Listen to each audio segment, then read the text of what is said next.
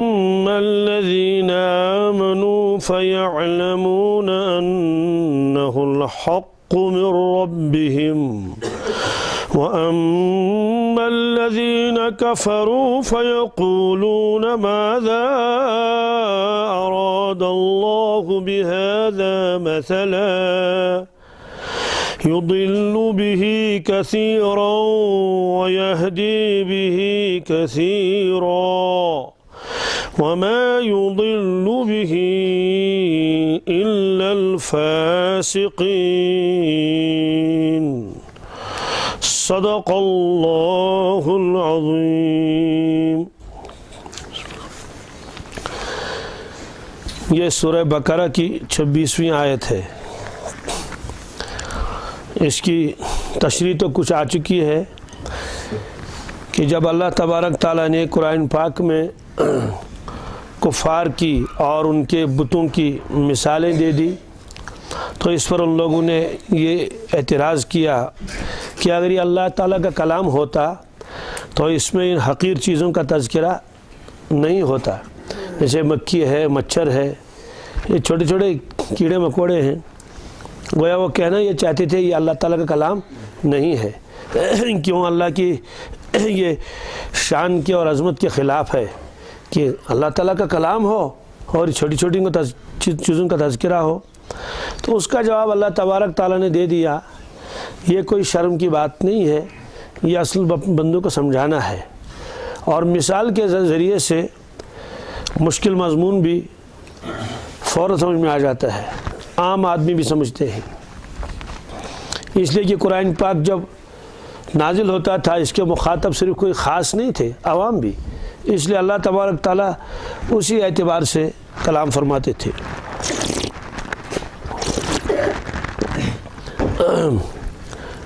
مثلا بے عمل لوگوں کو تشبیہ دی اللہ تبارک تعالیٰ نے گدھے کے ساتھ، اس کا تذکرہ آ گیا کہ علماء یہود جن کو تورات دی گئی تھی انہوں نے اس پر عمل نہیں کیا تو ان کی مثال ہے گدھوں کی مثال۔ جیسے گدھا بیوقوف جانور ہوتا ہے، اس سے یہ احساس ہی نہیں ہے کہ میرے اوپر کیا بھرا ہوا ہے، اس کے نزدیک لال و جوہر اور پتھر یکساں ہیں، تو ایسے ہی یہ گدھوں کی طرح ہیں، کتابوں کا بوجھ اٹھائے ہوئے ہیں، تو یہ تشبیہ دے دی۔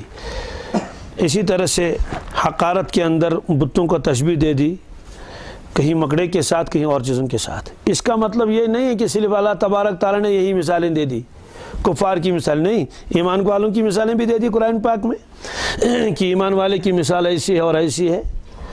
اللہ کے نبی صلی اللہ علیہ وسلم بھی مثال دیتے تھے۔ ایک مرتبہ آپ نے فرمایا کہ وہ کون سا درخت ہے جو مشابہ ہے ایمان والے کی، کس کے؟ مومن کے مشابہ کون سا درخت ہے؟ تو ایک مرتبہ وہ خود ہی فرمایا کہ کافر مشابہ ہے صنوبر کے درخت کے، کہ بڑا مضبوط نظر آتا ہے اور جب ہوا تیز آ جاتی ہے تو پھر جڑ سے اس کو توڑ کے رکھ دیتا ہے۔ اور ایمان والے کی مثال کھجور سے دے دی گئی ہے کہ کھجور، خود کھجور یعنی اس کا میوہ وہ بھی مفید، جس زمانے میں آپ اس کو استعمال کر لیں، کچا استعمال کر لیں، پختہ استعمال کر لیں، اس کے پتے استعمال کر لیں، وہ بھی کارآمد، اس کی لکڑی بھی کارآمد، حتیٰ کہ اس کی گٹھلی بھی کارآمد۔ اس طرح سے ایمان والے کا چاہے بچپن ہو یعنی جوانی ہو کچھ بھی ہو، ہر وقت اس کا جو ہے وہ نفع آتا ہے دوسروں کو، تو تشبیہ دے دی گئی۔ تو قرآن پاک میں بھی بہت ساری تشبیہیں ہیں۔ مثلاً جو شخص اللہ تبارک تعالیٰ کے لیے خرچ کرتے ہیں اپنا مال اللہ کے راستے میں، مسجد بنا دی، مدرسے میں دے دیا، غربا کو دے دیا، اب اللہ تبارک تعالیٰ فرماتے ہیں کہ میں ان کے صدقہ خیرات کو بڑھاتا ہوں، بہت اجر دے دوں گا۔ اگر اتنا فرمایا تو ٹھیک ہے، تب بھی کافی تھا، لیکن ایسی مثال اللہ تبارک تعالیٰ نے دے دی کہ ہر ایک آدمی کے ذہن میں رہا کہ میں اور کروں، میں اور کروں۔ مثلاً کیا فرمایا اللہ تبارک تعالیٰ نے؟ مثل الذین ينفقون اموالهم فی سبیل اللہ کمثل حبہ، ان لوگوں کی مثال جو اللہ تعالیٰ کے راستے میں خرچ کرتے ہیں اخلاص کے ساتھ اللہ کی رضامندی کے لیے، کمثل حبہ، تو ان خرچ کرنے والوں کی مثال اور اس خرچ کی مثال دانے کی طرح ہے، بیج تخم کمثل حبۃ، جس کو ہم زمین میں ڈال دیتے ہیں تو پھر کیا ہوتا ہے، زمین میں ڈال دیا، چاہے گیہوں کا دانہ ہو، چاہے شالی کا دانہ ہو، کوئی بھی دانہ ہو، فَأَنبَتَتْ سَبْعَ سَنَابِلَ، فرمایا کہ اس ایک دانے سے 7 بالیاں اگائیں۔ بالیاں جانتے ہیں؟ 7 ہیل کھیت، کتن پھلن کے 7 ہیل، 100 پھلیس کے 7 ہیل، یہ اللہ تعالیٰ خود بیان فرماتے ہیں، فی کل سنبلۃ مئۃ حبہ، پھر ہر بالی کے اندر، ہر بال کے اندر 100 دانے نکلے۔ کتنے؟ تو دانے کتنے ڈالے تھے زمین میں؟ ایک دانہ ڈالا تھا، اس میں سے کیا ہوگے؟ 7 بالیاں، پھر ہر بالی میں کتنے دانے آئے؟ 100 دانے، 100 ضرب 7 کتنے ہو گئے؟ اللہ تعالیٰ فرماتے ہیں کہ بالکل تمہارے خرچ کرنے کی مثال بالکل ایسی جیسے تم دانہ ڈالتے ہو، کس میں؟ زمین میں۔ زمین میں دانہ ڈال دیا، دانہ تو ایک ہی تھا نا، لیکن اس میں سے 700 دانے نکلے۔ اس کا مطلب تو یہ نہیں کہ بس 700 ہی ہوں گے، فرمایا اللہ تعالیٰ واللہ یضاعف لمن یشاء، اللہ جس کو چاہتا ہے اس سے زیادہ بھی دیتا ہے۔ اس کا مطلب تو یہ ہوا کہ جو دانہ تم نے زمین میں ڈال دیا، اس کی تو پھر بھی ایک حد ہے کہ زیادہ سے زیادہ 7 بالیاں نکلیں گی، ممکن ہے کہیں 8 اور 9 بھی نکل آئیں، تو جیسی زمین ہو، جیسا وہ ہو، جیسا موسم ہو۔ لیکن اللہ تعالیٰ کے یہاں جو آپ دے دیتے ہیں، اس کا مطلب یہ نہیں کہ صرف 1 روپے کے بدلے میں 700 روپے کا آپ کا نفع ملے گا، نہیں، واللہ یضاعف لمن یشاء، تو جس شخص کے لیے چاہتا ہے اللہ تعالیٰ اور بڑھاتا ہے اور بڑھاتا ہے۔ کتنا؟ 700 سے لے کر 7000 تک، 7000 سے لے کر 7 لاکھ تک، کتنے؟ کسی کے 2 لاکھ، کسی کے 3 لاکھ، یعنی ایک نیکی کا ثواب اور 1 درہم خرچ کرنے کا ثواب، اس کا جو اللہ تعالیٰ واپس دیں گے، کسی کے 6 لاکھ، کسی کے 7 لاکھ۔ فرمایا واللہ یضاعف لمن یشاء، جتنا چاہتا ہے اللہ تعالیٰ اس میں اضافہ کرتا ہے، تو اس کے یہاں کمی تو نہیں ہوگی۔ فرمایا نہیں، واللہ واسع، اللہ تعالیٰ تو بہت وسعت والا ہے، بخشش کرنے والا ہے، بہت دینے والا ہے، علیم، جانتا بھی ہے کہ کس کی نیت کیا تھی۔ اس کا مطلب کیا ہوا کہ اللہ تعالیٰ نے مختلف مثالیں دے دی، ایمان والوں کی بھی مثالیں بھی دے دی اور کفار کی مثال بھی دے دی، تو لہٰذا اس پر اعتراض کرنا یہ تو بیوقوفی ہے۔ ایسے کتے کے ساتھ بھی تشبیہ دے دی اللہ تبارک تعالیٰ نے ایک شخص کو، اگرچہ اس کا شان نزول تو اس شخص کے بارے میں ہے لیکن عام ہے۔ وہ کیا ہے کہ جس شخص کو اللہ تبارک تعالیٰ نے علم دیا ہو اور بزرگی دی ہو، پھر اگر وہ عمل چھوڑ دے اور دنیا کی لالچ میں آ جائے اور پھر وہ گٹھیا کام کرنے لگے، اللہ کی عبادت و بندگی کو چھوڑ کر اور دوسری چیزوں میں لگ جائے، اللہ تعالیٰ فرماتے ہیں اس کی مثال تو کتے کی مثال ہے۔ کس کی مثال؟ یہ قرآن پاک میں ہے۔ وہ اصل میں ایک شخص تھا، اس کو اللہ تعالیٰ نے بہت علم دیا تھا۔ روایتوں میں آتا ہے کہ وہ ایک شخص تھا، اس کا نام تھا بلعم ابن باعورہ۔ کیا؟ بلعم ابن، بہت زبردست صاحب تصرف اور صاحب علم شخص تھا، بنی اسرائیل میں سے تھا۔ انہوں نے اس کو لالچ دے دی تاکہ وہ مقابلہ کرے، اور ایک قوم خاص طور سے جن کے ساتھ بنی اسرائیل کا لڑ بھی تھا، تو انہوں نے اس کو پھنسا دیا تاکہ آپ مقابلہ کریں اپنے اس کے ذریعے سے، تصرف کے ذریعے سے۔ موسیٰ علیہ السلام کو کہا، وہ سارا تفصیل، مجھے ساری تفصیل بتانی مقصود نہیں ہے لیکن ہے، بہرحال اس کا تذکرہ سورہ اعراف میں ہے۔ وَاتْلُ عَلَيْهِمْ نَبَأَ الَّذِي آتَيْنَاهُ آيَاتِنَا فَانسَلَخَ مِنْهَا۔ اللہ تعالیٰ فرماتے ہیں رسول اللہ صلی اللہ علیہ وسلم کو کہ آپ اس شخص کا حال ان لوگوں کے سامنے بیان فرما لیجیے جس کو ہم نے اپنی آیتیں دی تھی، فَانسَلَخَ مِنْهَا، پھر وہ ان آیتوں سے نکل گیا، انہیں ان آیتوں کو چھوڑ کے آگے چلا گیا۔ فَاتْبَعَهُ الشَّيْطَانُ، پھر اس کے پیچھے لگا شیطان، فَكَانَ مِنَ الْغَاوِينَ، اور وہ شخص گمراہ ہو گیا۔ اس نے کیا کیا؟ موسیٰ علیہ السلام کے لیے بد دعا کرنے لگا، مستجاب دعوات تھا۔ عجیب معاملہ ہے، جب بد دعا کرنے لگا تو موسیٰ علیہ السلام کے نام کے بجائے اپنا نام زبان سے نکلتا تھا۔ استخارہ بھی کیا تھا، اس میں آیا تھا کہ موسیٰ علیہ السلام کے لیے بد دعا مت کر لو، آپ جانتے ہیں یہ اللہ کا نبی ہے۔ تو بہرحال اسی کی مثال اللہ تعالیٰ فرماتے ہیں، اس نے پھر بھی بد دعا کی تو اللہ تعالیٰ فرماتے ہیں آگے جا کر فَمَثَلُهُ كَمَثَلِ الْكَلْبِ، اس کی مثال تو کتے کی طرح ہے۔ کس کی طرح ہے؟ إِن تَحْمِلْ عَلَيْهِ يَلْهَثْ، او تترک یلحس، یلحس کے معنی آتے ہیں زبان نکالنا باہر، کتا باہر زبان نکالتا ہے کہ آپ اس کو بوجھ بھر دیں تب بھی وہ ہانپے گا، ہے کرتا رہے گا، زبان باہر نکالے گا، یوں ہی چھوڑ دو تب بھی، یعنی اس کی فطرت ایسی بن گئی۔ تو اس کو مثال دے دی کتے کے ساتھ، کس کے ساتھ؟ کتے کے ساتھ۔ بعض حضرات نے فرمایا کہ اس کی شکل آخر میں کتے ہی کی بن گئی، اللہ نے اس کو عذاب دے دیا وہ بلعام ابن باورہ کو، اور اس کے بعد اس کی زبان واقعی باہر نکل آئی۔ تو اللہ تعالیٰ یہ فرماتے ہیں کہ اس کو ایسی سزا کیوں دی؟ ایسی سزا اسی لیے دے دی کہ اس کو ہم نے علم دیا تھا، بزرگی دی تھی، وَلَكِنَّهُ أَخْلَدَ إِلَى الْأَرْضِ وَاتَّبَعَ هَوَاهُ، ہوا اپنے نفس کے پیچھے بھی چلا اور انہی خواہشات اور نفسانیت میں پھنس گیا، تو اس کو یہ سزا ملی۔ اب یہ صرف اسی کی مثال نہیں، فرمایا ذَلِكَ مَثَلُ الْقَوْمِ الَّذِينَ كَذَّبُوا بِآيَاتِنَا، یہ مثال ان لوگوں کی ہے جو ہماری آیتوں کو جھٹلاتے ہیں۔ فَقْصُصِ الْقَصَصَ لَعَلَّهُمْ يَتَفَكَّرُونَ، یا رسول اللہ صلی اللہ علیہ وسلم یہ احوال آپ سنایا کیجئے امت کو، لعلہم یتفکرون، تاکہ وہ دھیان دے۔ کیا دے؟ تو بہرحال خلاصہ یہ ہے کہ قرآن پاک میں صرف کفاری کی مثالیں نہیں ہیں، ایمان والوں کی بھی مثال ہے، اور جو اللہ تعالیٰ کے لیے خرچ کرتے ہیں ان کی بھی مثال ہے، کہ ان کی مثال تو یہ ہے۔ اچھا، جو خرچ کرتے ہیں لیکن ان کے دل میں ریا ہے، کیا ہے؟ مثال کے طور پر خرچ تو کر لیا تو ریا آیا ان کے دل میں، نیک کام میں خرچ کیا، ان کی مثال بھی اللہ تعالیٰ نے دے دی۔ کیا؟ جیسے ایک آدمی نے ایک جگہ دیکھا کہ وہاں مٹی ہے، لیکن وہ مٹی نہیں تھی، اس کے نیچے پتھر تھا۔ کیا تھا؟ اوپر بہرحال مٹی تھی، مٹی کی اتنی تہ تھی، چند انچ، ایسے 4-5 انچ لے لیجئے، کچھ بھی لے لیجئے، تو وہ اتنی مٹی تھی۔ تو اس نے اس کو مٹی سمجھ کر اس پر خوب محنت کر کے اس میں دانہ ڈالا۔ اب نکلنا کیا چاہیے؟ ایک دانے کا وہ نکلنا چاہیے نا، 700 دانے، محنت کی نا اس پر، لیکن اس کے نیچے کیا تھے؟ پتھر تھا، مٹی تو تھی نہیں۔ اس کے بعد زور کی بارش آئی، اتنی زور کی بارش کہ بارش کی وجہ سے جو وہ مٹی بہنے لگی، چلنے لگی، اتنی وہ بہہ گئی کہ نیچے پتھر نظر آ گیا۔ تو وہ جو بیج اس نے ڈالا تھا وہ بھی، اور مٹی بھی، اور جو کھاد وغیرہ جتنی اس محنت کی تھی وہ سب پانی اپنے ساتھ لے گیا۔ فَتَرَكَهُ صَلْدًا، تو وہ پتھر بالکل چکنا اور چکنا رہ گیا۔ یہ قرآن پاک میں ہے۔ اس کا کیا مطلب ہے؟ اس کا مطلب ہے جو آدمی لوگوں کو دکھانے کے لیے مال خرچ کرتا ہے اس کی مثال تو ایسی ہی ہے۔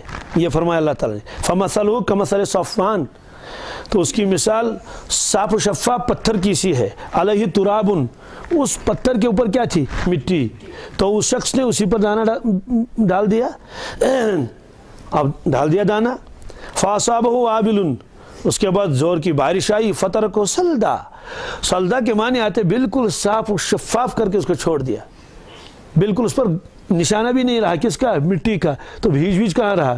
سب لے گئے۔ لا يقدرون علی شیء، کچھ بھی اس کے ہاتھ نہیں لگا، مما کسبوا، جو کچھ اس نے کیا تھا۔ اس کا کیا مطلب ہے؟ اس کا مطلب یہ ہے کہ جیسے اس کے پاس کچھ بھی نہیں رہا اور جو کیا تھا وہ بھی ضائع ہو گیا، ایسے جو شخص لوگوں کو دکھانے کے لیے مال خرچ کرتا ہے، مسجد میں اتنے ہزار دے دیے اور مدرسے میں اتنے دے دیے، غربا کو اتنے کمبل تقسیم کر لیے، دل میں کیا تھا؟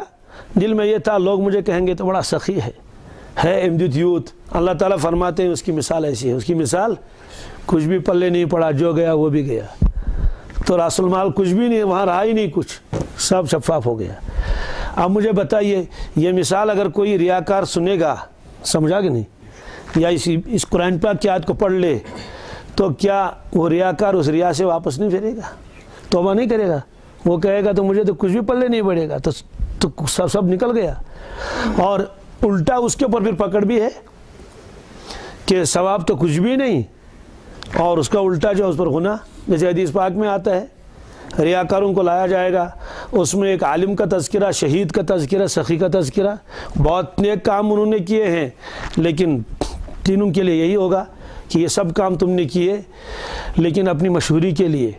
عالم سے کہا جائے گا ہم نے آپ کو علم دیا تھا، اس کا کیا کیا؟ وہ کہے گا میں نے یہ کیا اور وہ کیا اور یہ کیا، اور کتابیں لکھی اور تبلیغ کی، فتوے دے دیے، درس دیا، کیا کیا بتائے گا؟ اسے کہا جائے گا یہ سب تم نے کیا لیکن تمہاری نیت یہ تھی تاکہ لوگ تم کو علامہ زمان کہیں، فقط قیل، وہ تو کہا گیا، آپ نے میرے لیے تو کیا ہی نہیں تھا، میری رضامندی خوشنودی کے لیے۔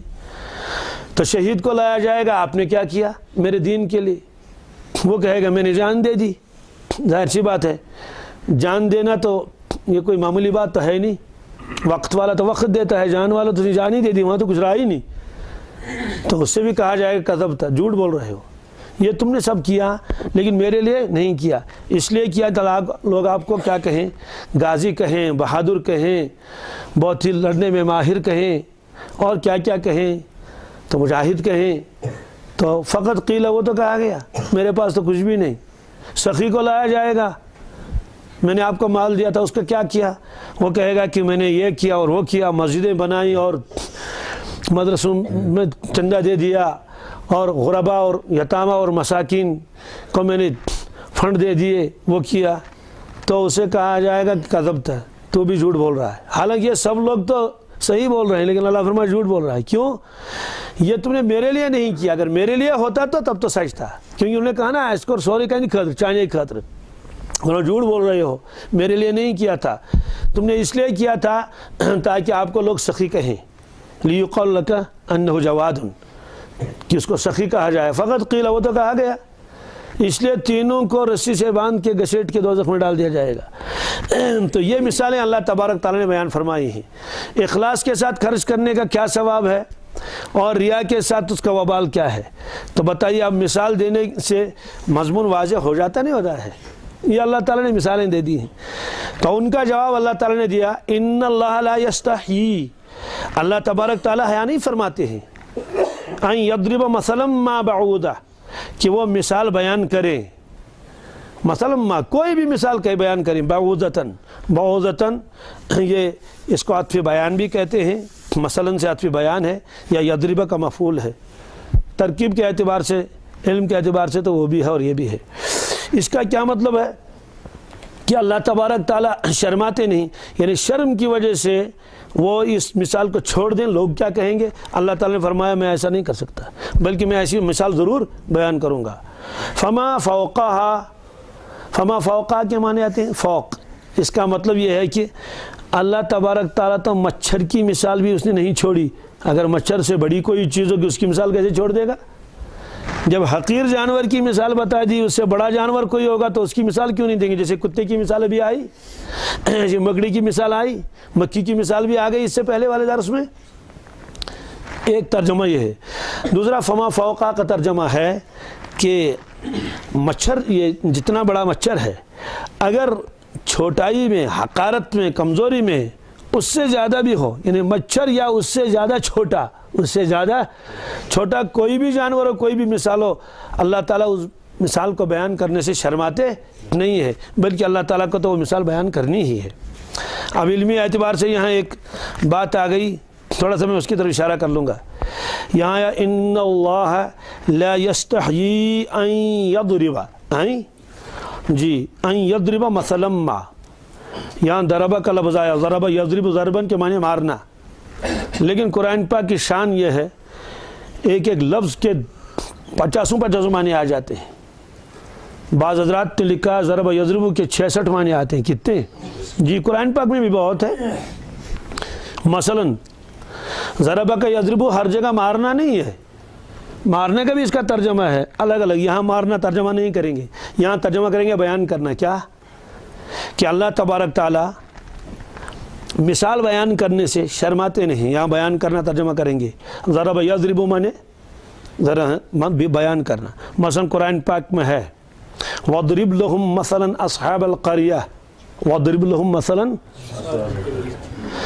کہ گاؤں والوں اور بستی والوں کی کہانی اور ان کا واقعہ آپ بیان فرما دیجئے. تو ضرب یضرب کے ایک معنی آتے ہیں بیان کرنا. ضرب یضرب کے ایک معنی آتے ہیں سفر کرنا. کیا؟ جی کہ قرآن پاک میں ہے وَإِذَا ضَرَبْتُمْ فِي الْأَرْضِ فَلَيْسَ عَلَيْكُمْ جُنَاحٌ أَن تَقْصُرُوا مِنَ الصَّلَاةِ، جب تم زمین میں چلنے پھرنے لگو اور سفر کرو، شرعی سفر ہو، تو آپ نماز میں قصر کر سکتے ہیں، اس میں کوئی حرج نہیں ہے.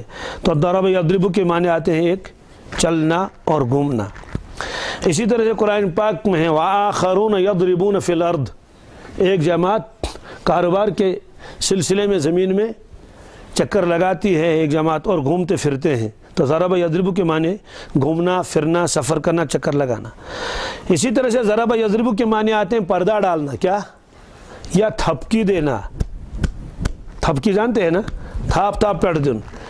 مثلا اللہ تعالیٰ فرماتے ہیں کہ اصحاب کہف جب غار کے اندر داخل ہو گئے، اب انہوں نے کہا کہ تھوڑا سا ہم آرام کر لیں، اللہ تعالیٰ فرماتے ہیں میں نے ان کے اوپر تھپکی دے دی۔ کیا دے دی؟ کاجر پر میں سوئی تم تھاپ تھاپ دتمک۔ قرآن پاک میں ہے کیا؟ ضرب علی الاذان، تھپکی دینا۔ فضربنا علی آذانہم فی الکہف سنین عددا، ہم نے چند سال تک ان کو کیا کر لیا؟ تھپکی رکھ کے دے دی اور وہ سو گئے۔ تو ضرب یضرب کے معنی آتے ہیں تھپکی دینا یا پردہ ڈال دینا، یعنی ہم نے ان کے کانوں کے اوپر پردہ ڈال دیا تاکہ اب کسی کی آواز نہ سنے، تو آواز ہی نہیں سنتے تھے ورنہ ان کے آرام میں خلل ہوتا۔ پھر وہ زمانے تک سوئے، 309 سال تک سوئے۔ کتنے؟ یہ تو قرآن پاک میں ہے۔ ایسے ضرب یضرب کے معنی مارنے کے بھی آتے ہیں۔ مثلا اضرب بعصاک الحجر، اللہ تعالیٰ فرماتے ہیں موسیٰ علیہ السلام سے کہ آپ اپنے عصا مبارک کو اٹھا لیجئے اور پتھر کو ماریے، تو اس میں سے کتنے چشمے نکلے؟ 12 چشمے۔ یہ تو ضرب یضرب کو میں نے مارنا بھی۔ اسی طرح سے فضرب بہ ولا تحنث، حضرت ایوب علیہ السلام کے بارے میں ہے، جب انہوں نے قسم کھائی تھی تو پھر اللہ تعالیٰ نے فرمایا کہ ایک سینکوں کا مٹھا اٹھا لے لیجئے۔ سینکیں کہتے ہیں ان کو تجھ لکچ لکچ نا آسن اتکڑ وچ آسن کا ماز نش نا آسن تم کہانی نیچی نیچی نیچی نیچی، تو آپ ماریے اس کو ولا تحنث اور اپنی قسم پوری کر لیجئے۔ اسی طرح سے ضرب یضرب کے ایک معنی آتے ہیں کسی چیز کو کھڑا کرنا۔ کیا؟ کھڑا کرنا، جیسے دیوار کھڑی کر جاتی ہے۔ قرآن پاک میں ہے فَضُرِبَ بَيْنَهُمْ بِالسُّورِ لَهُ بَابٌ، کہ دوزخیوں اور جنتیوں کے درمیان، ایمان والوں اور منافقین کے درمیان اللہ تعالیٰ ایک دیوار کھڑی کر دیں گے۔ اسی طرح سے کسی کے اوپر کوئی چیز ڈال دینا، جیسے غربت علیہم ذلہ، ضربت علیہم ذلہ، کہ یہود کے اوپر اللہ تعالیٰ نے ذلت اور رسوائی کو کیا کر لیا تھا؟ ڈال دیا تھا۔ تو اس طرح سے قرآن پاک جو ہے ایک ایک لفظ کے کئی معنی آتے ہیں۔ تو یہاں جو ہے ضرب یضرب یہ بیان کرنے کے معنی میں ہے۔ کس کے بارے میں؟ جی، تو ان اللہ لا یستحیی، بے شک اللہ تبارک تعالیٰ شرماتے نہیں ہیں، حیا نہیں فرماتے ہیں، ان یضرب، کہ وہ بیان کرے مثلا کوئی مثال، مثلا ما کوئی بھی مثال، نکرہ ہے، بعوضتاً کسی مچھر کی، فما فوقہا یا اس سے بڑے کسی جانور کی، یا اس سے زیادہ حقیر جانور کی جو اس سے بھی زیادہ کمزور ہو مچھر سے۔ فَأَمَّا الَّذِينَ آمَنُوا فَيَعْلَمُونَ أَنَّهُ الْحَقُّ مِنْ رَبِّهِمْ، اب مثال تو آ گئی۔ اب اللہ تعالیٰ فرماتے ہیں مثال سننے کے بعد 2 طبقے ہو گئے۔ کیا؟ 2 طبقے تو پہلے سے ہی تھے۔ کیا ہوا پھر؟ کہ ایمان والوں نے جب یہ مثال سن لی، فَأَمَّا الَّذِينَ آمَنُوا فَيَعْلَمُونَ أَنَّهُ الْحَقُّ مِنْ رَبِّهِمْ، وہ جانتے ہیں یہ ان کے پروردگار کی جانب سے حق ہے۔ کیا؟ یعنی یہ مثال حق ہے، یا یہ کہ یہ قرآن پاک حق ہے، دونوں ترجمہ کر سکتے ہیں۔ کہ ایمان والے جب سنتے ہیں کہتے ہیں کہ حق مثال اللہ تعالیٰ نے دی، کیا واضح مثال اللہ تعالیٰ نے دی، یہ قرآن واقعی اللہ تعالیٰ کی کتاب ہے۔ فرماتے ہیں انہ الحق من ربہم، یہ حق ہے۔ حق کسے کہتے ہیں؟ حق کے معنی آتے ہیں کسی چیز کا اس طرح ہونا کہ اس کا انکار ممکن نہ ہو۔ کیا؟ کسی چیز کا اس طرح ہونا کہ اس کا انکار ممکن نہ ہو۔ تو جس چیز کا انکار ممکن نہ ہو اس کو حق کہتے ہیں۔ جیسے اہل عرب کہتے ہیں ثوب محقق، کیا؟ ایسا کپڑا جس کی بنائی بہت پختہ اور مضبوط ہو، یعنی بڑا مضبوط کپڑا، بڑا، تو ثوب محقق، اس کا مطلب کیا ہے؟ ایسی زبردست مثال۔ کیا؟ جی، اور حق جس کا انکار ممکن نہ ہو، اس کا مطلب تو یہ ہوا کہ اللہ تبارک تعالیٰ نے ایسی مثال بیان فرمائی اس کا انکار ممکن نہیں، اس کا انکار ممکن نہیں۔ یا یہ ہے کہ یہ قرآن پاک واقعی اللہ تعالیٰ کا کلام ہے، اس کا انکار ممکن نہیں۔ تو مومنین جانتے ہیں یہ حق ہے۔ کیوں؟ مثال سے مقصود ہوتا ہے مشبہ کے اخفا کو دور کرنا۔ کل آیا تھا، ایک ہوتا ہے مشبہ، ایک ہوتا ہے مشبہ بھی، ایک کہتے ہیں وجہ تشبیہ۔ مثلا آپ نے کہا زید شیر ہے، کیا؟ یا آپ نے کہا فلاں تو حاتم طے ہے، فلاں تو تو ظاہر سی بات ہے حاتم طئی تو اس کا تو انتقال کب کا ہو چکا ہے، اللہ کے نبی صلی اللہ علیہ وسلم سے پہلے ان کا انتقال ہو چکا ہے جی اس لیے حاتم طئی نے رسول اللہ صلی اللہ علیہ وسلم کو نہیں دیکھا، البتہ ان کی اولاد جو ہے وہ مسلمان ہیں، صحابی ہیں، جیسے حضرت عدی، حاتم طئی کے صاحبزادے حضرت عدی بن حاتم۔ تو اس طرح سے کسی آدمی کو آپ حاتم طئی کہیں تو ظاہر سی بات اس کا مطلب تو تھوڑا ہے کہ وہ والا حاتم طئی جو وہاں عرب میں تھا، تو وہاں تشبیہ دینا مقصود کیا ہے؟ سخاوت سے، کہ بہت زبردست سخی تھے۔ تو زید کو آپ نے شیر کے ساتھ تشبیہ دے دی تو زید مشبہ ہو گیا اور شیر مشبہ بھی ہو گیا۔ تو اصل میں تشبیہ دینے سے جو بات ہوتی ہے وہ واضح ہو جاتی ہے، اخفا دور ہو جاتا ہے، لہذا اس میں کوئی اعتراض والی بات نہیں ہے۔ ہاں حقیر چیز کو حقیر چیز کے ساتھ، عظیم چیز کو عظیم چیز کے ساتھ تشبیہ دی جاتی ہے۔ تشبیہ دینے والا چاہے کتنا ہی عظیم کیوں نہ ہو، اللہ رب العزت خود کیوں نہ ہو، اسی طرح سے مثال دینے والے اللہ کے نبی سم کیوں نہ ہو، اور مثال چاہے کتنی چھوٹی نہ ہو، چھوٹی ہو، اس سے کوئی اعتراض نہیں ہے۔ یہ فرمایا فَأَمَّا الَّذِينَ آمَنُوا، بہرحال جو ایمان والے ہیں، فَيَعْلَمُونَ أَنَّهُ الْحَقُّ مِنْ رَبِّهِمْ، وہ خوب جانتے ہیں کہ یہ مثال حق ہے ان کے رب کی طرف سے، یعنی پروردگار ہی نے یہ مثال اتاری ہے۔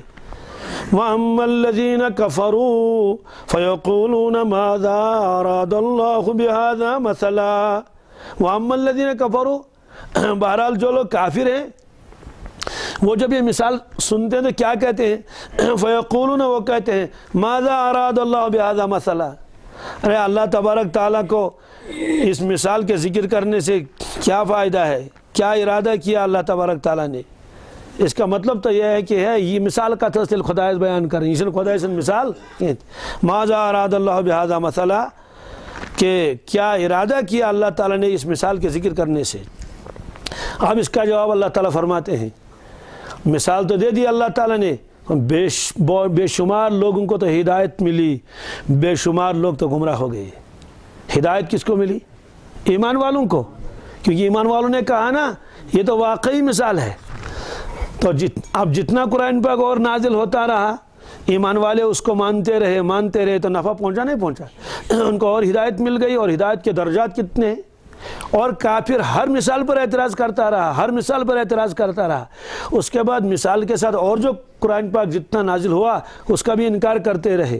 تو معلوم ہوا کہ مثال تو اللہ تعالیٰ نے بیان فرمائی، اس مثال کے ذریعے سے بے شمار لوگوں کو تو ہدایت ملی، بے شمار لوگ تو اور گمراہ ہو گئے۔ فرمایا یضل بہ کثیرا، اس مثال کے ذریعے سے اللہ تبارک تعالیٰ بے شمار لوگوں کو گمراہ کرتے ہیں، ویہدی بہ کثیرا، اور ہدایت دیتے ہیں بے شمار لوگوں کو۔ یہاں کثیر ان کو بھی فرمایا، کثیر ان کو بھی فرمایا، دونوں طبقوں کو۔ اس کی وجہ کیا ہے؟ فرماتے ہیں کثیر اس لیے فرمایا کہ ہر جماعت تعداد کے اعتبار سے کثیر تھی۔ کیا تھی؟ وہ بھی کچھ کم نہیں تھے کفار، ادھر سے مسلمانوں کی تعداد بھی کچھ کم بڑھتے رہتے تھے، ان کی تعداد بھی تھی۔ اور اس طرح سے عالم میں جب دیکھیں گے تو ادھر بھی بہت ہیں اور ادھر بھی بہت ہیں۔ تو اللہ تبارک تعالیٰ ان مثال کے ذریعے سے بے شمار لوگوں کو گمراہ کرتا ہے اور بہت سے لوگوں کو ہدایت دیتا ہے۔ اب گمراہ کون ہو جاتا ہے؟ اس کا جواب ہے وَمَا يُضِلُّ بِهِ إِلَّا الْفَاسِقِينَ، اور اللہ تعالیٰ گمراہ نہیں کرتا اس کے ذریعے سے مگر نافرمانوں کو۔ کن کو؟ اس کا یہاں لفظ آیا فاسقین۔ فاسقین یہ جمع ہے فاسق کی، کس کی؟ جی یہ فاسق کیا ہے؟